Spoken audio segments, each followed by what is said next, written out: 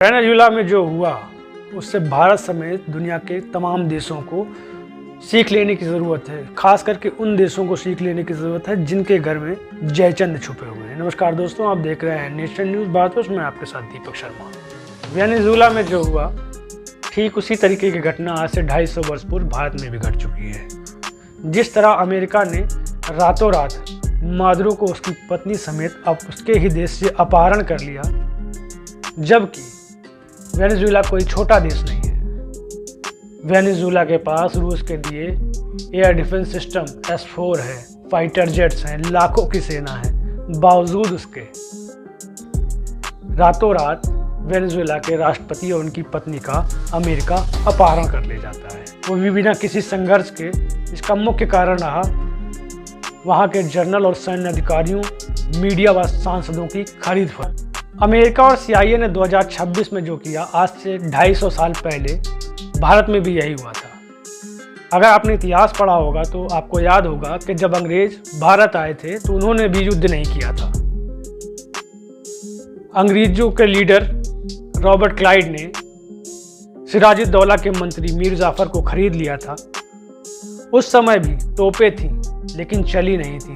नवाब साहब को लगता था सेना उनके साथ है, लेकिन सेना भी गद्दारी कर गई। रॉबर्ट क्लाइव के नक्शे कदम पे चलते हुए अमेरिका के राष्ट्रपति डोनाल्ड ट्रंप ने भी वही किया। डोनाल्ड ट्रंप ने भी 3 बड़े कदम उठाए। सबसे पहला, वेनेजुएला के नेताओं की खरीद फरोख्त। जो नेता अमेरिका को रातों दिन गाली दिया करते थे डॉलर की चमक के आगे, वो सारे चुप हो गए।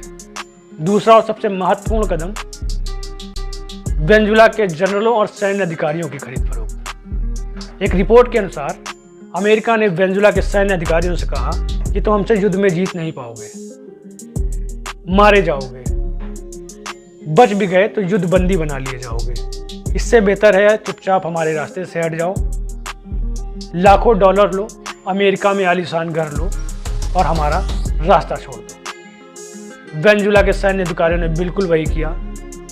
सेना की गरिमा, अपने मान सम्मान को डोनाल्ड ट्रंप के आगे समर्पित कर दिया। तीसरा कदम, वेनेजुएला के सांसदों की खरीद फरोख्त। वेनेजुएला के सांसदों को टारगेट किया गया।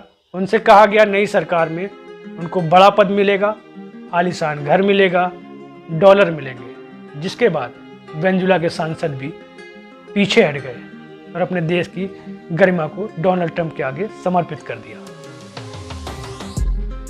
किसी भी देश की सैन्य क्षमता से उसकी ताकत का आकलन नहीं किया जा सकता, क्योंकि air defence system, fighter jet और देश की भारी सेना सीमाओं की रक्षा करती है, लेकिन देश में छुपे हुए गद्दारों की पहचान नहीं।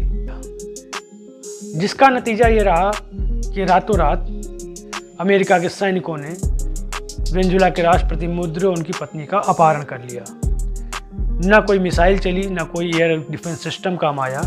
देश के गद्दारों की वजह से देश बिक गया। ठीक वैसे ही जैसे अंग्रेजों ने बंगाल पर कब्जा किया था, यानी 2026 के सिराजुद्दौला मादुरो हैं।